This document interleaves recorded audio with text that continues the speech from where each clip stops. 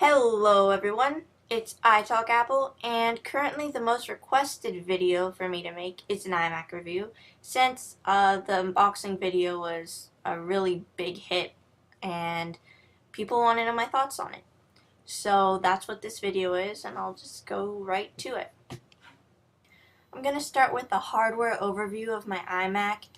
As you can see, it's a beautiful machine made of aluminum. It's really slim. It's got the signature iMac chin at the bottom, and it's got a really nice black bezel around the screen, just like the latest versions of the MacBook Pros. Moving on to the back of the machine, it's all black on the back with that air vent and a really nice glossy Apple logo. On the back, you'll notice that there's audio in, audio out, 4 USB ports, and I usually take up all 4. A FireWire 800 and Ethernet, and a mini display port. Apple's well known for the stand that's on their iMacs, and the viewing angle of the screen is adjustable just by tilting the screen, and it actually does change quite a bit. At the very top of the screen, somewhat hidden in the black bezel, there is an iSight camera. The iSight camera is perfect to use with photo booth or video chatting with iChat. My iMac came with the wired keyboard, but I didn't get the one with the numeric keypad on the side. If you purchase your iMac online, scroll through the customization options until you get to keyboard and documentation. You can choose from an Apple keyboard, which is just the wired version that I have without the number pad, the wireless keyboard, which is the same as the wired one without the number pad, but it obviously doesn't have a wire. Or you can get the Apple keyboard with numeric keypad, that's what they call it, which is a wired keyboard with the numeric keypad on it. You also get a wired Mighty Mouse, which has a scroll ball on top, and it's a 2-button mouse, although it appears to be 1 button, and there are 2 buttons on the side that can be customized. If you want a wireless mouse instead of a wired, you can also customize that online, and it'll be an extra $20. Alright, now on to the review part of the review, so my thoughts on the hardware of the iMac.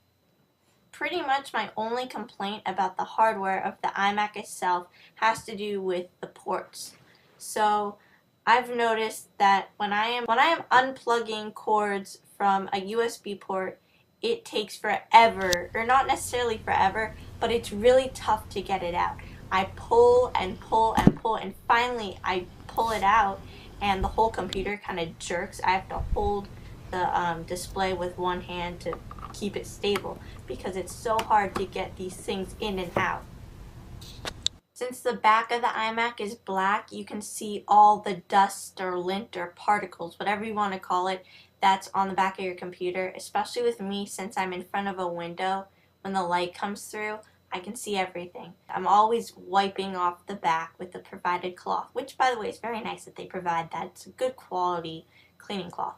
But anyways, especially the Apple logo, the glossiness, you're going to want to wipe that down often, and the same with the screen if you really want to keep it pristine like it came. iMac comes with a wired Mighty Mouse or wireless if you pay another $20, and it's really up to you if you like the mouse or not. People love it, people hate it. I used to like it, but ever since I got my MX Revolution, I just can't stand it anymore. For some people, it's uncomfortable because it's a flat mouse compared to something like this that has a really nice arch. The scroll ball can get really dirty, and you have to clean it often, which you do by just taking a piece of paper and rubbing it upside down.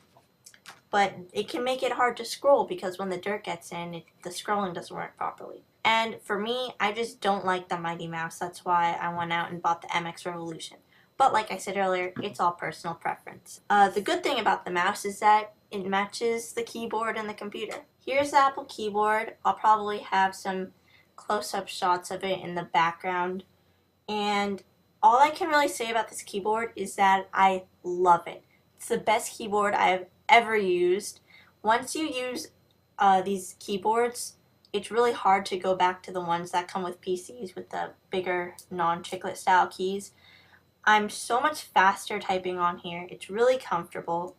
I love the style of the keys. For some people it may be hard to get used to if you're coming from a different type of keyboard, but once you're used to it, it's absolutely incredible.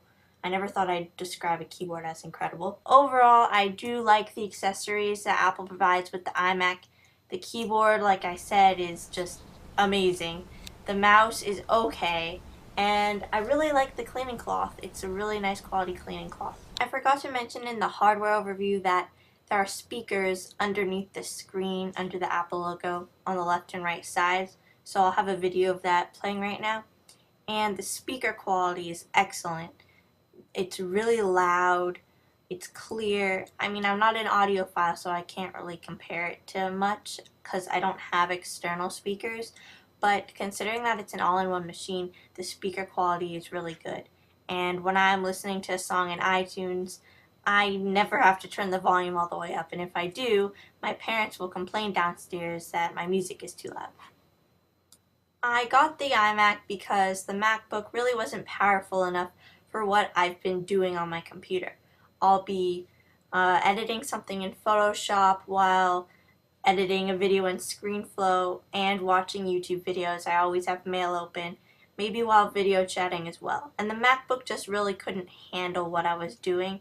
Fans would go crazy, it would get really hot, and applications would crash. So I got the iMac, and so this part of the review is to really talk to you guys about how it's been doing performance-wise. So I'm actually going to switch to a screen recording so I can show you a little better. This part of the video is just to show you how much stuff I can run on my iMac. You know, this is what I do every day. I'll be running, as you can see in my dock, Photoshop. I have Tweety, my Twitter client. iTunes is open, ScreenFlow. I can go into Expose and everything. I'm also video chatting while recording a video. I'm in Photoshop, Mail's open, Safari. I have multiple YouTube videos open in Safari.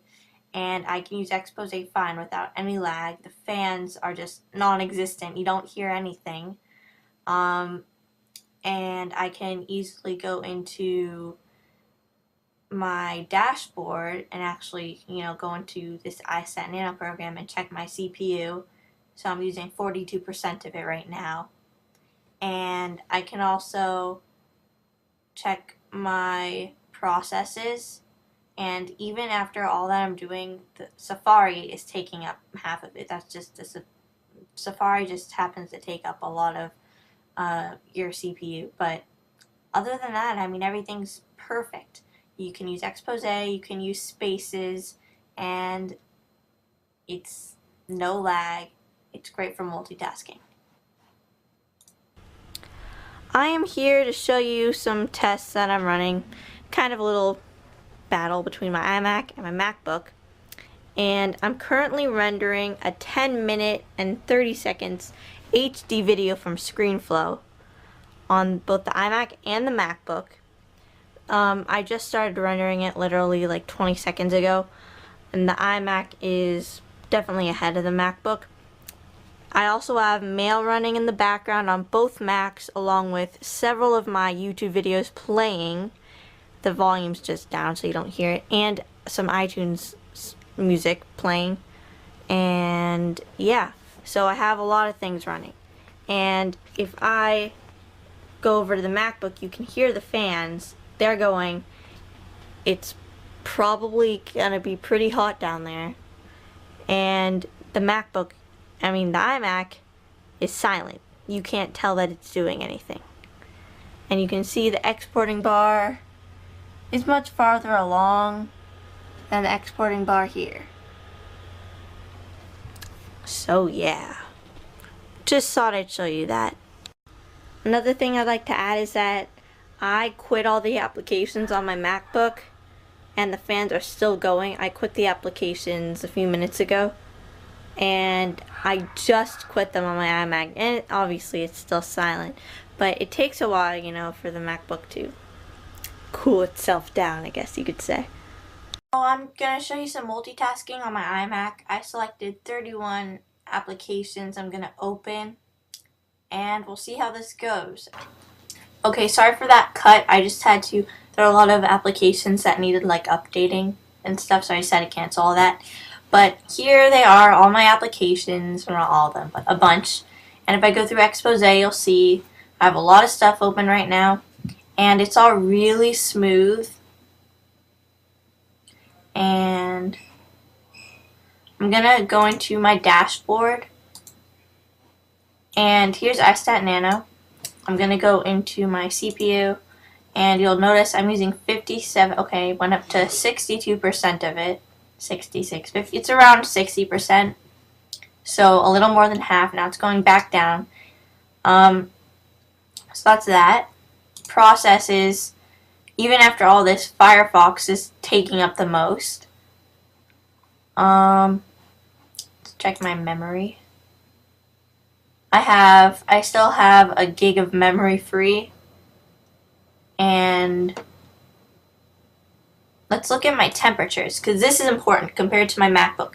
They're all in the 40s pretty much, I'd say average. And the fans are running not that high. As you can see, my fans, my hard drive is 7,200 RPM, and it's only running at 1,598. So that's really good. My MacBook by now would be burning up my lap if I had it on my lap. And my iMac is silent. I can't hear anything. And if I put my hand in the back of it by the vent, it's not hot. It's a little warm, but you'd expect that. So that just shows you what a great machine this is. This thing is a powerhouse, okay? Now when people ask me, what Mac they should get, I always recommend the iMac, unless of course you want portability, or if they're really, really, really a pro user, because the iMac will last you several years, whereas a Mac Mini will last you a couple. And I mean, a laptop, that's a different story. But I think that this is Apple's best machine from my point of view, and it's brilliant. I don't know how else to describe it. It's brilliant. This is the conclusion of the iMac review. I'm just going to go over some pros and cons, like as a whole. So first pro, I'm starting with pros obviously. First pro is that it's an all-in-one computer, so it saves a lot of space on your desk. This computer is really compact. There's no tower, so you don't have to worry about anything under your desk or on top of it. So it is a space saver. Another thing, it's got one cord. I didn't really show this in the hardware overview, but there's just one cord that plugs in. That's the power cord, obviously. That's really the only cord that you need. If you get a wired keyboard and a wired mouse, obviously some more cords, but you could always go wireless. Next thing, it's easy to set up. So all you do is you press the power button that's on the bottom left hand side on the back when you're facing it, and you saw me setting it up in my unboxing video. I'll have a link in the description. It asks you what language you want, it plays a Leopard intro, and you fill out a little bit of information, but it's super easy. It's got a beautiful screen. For some people, glossiness might be an issue, but I haven't noticed anything. Like, I can't see the reflection of anything behind me with the glossy screen, and it really makes the colors pop. It's just beautiful, and 24 inches is huge. Another pro is having Mac OS X Leopard, or in the future Snow Leopard, as your operating system. It's, in my opinion, obviously on iTalk Apple, the best operating system out there. Is it perfect? No, but that's another argument. You also get iLife, which is pretty obvious. That's the suite of applications for more creative things. So iMovie, GarageBand, iPhoto, iWeb, and iDVD.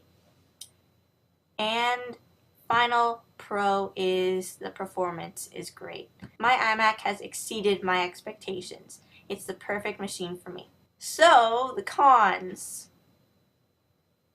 Oh, I'm just joking with you. Cons, the only cons I can think of are what I've mentioned earlier. It's hard to pull out the cords from the USB ports. I don't know why, but you can always get a USB hub. Easy to solve that issue. There's only a FireWire 800, not 400, but I'm sure for most people that's not a problem, especially since a lot of cameras now use USB. And the Mighty Mouse isn't that great, but it's fine. So those are the only three cons I can really think of. And then, of course, there's the whole Mac versus PC argument, but I'm not going into that because you all know my opinion. Anyways, thanks for watching this video. I hope it's not too long. I hope I covered everything that you wanted to see. And let's see, what else? My next video will either be, comment below for what you want for my next video. It's either going to be a Twitter application battle, Plex review, which is a media center type application for your Mac. It's a great application. MX Revolution mouse review, this mouse which I love. An iPod Nano case review, which I have, which is the iStick case, by the way. It's this case. It's good for sports. Stick it anywhere. Anyways, so comment below telling me what video you want to see.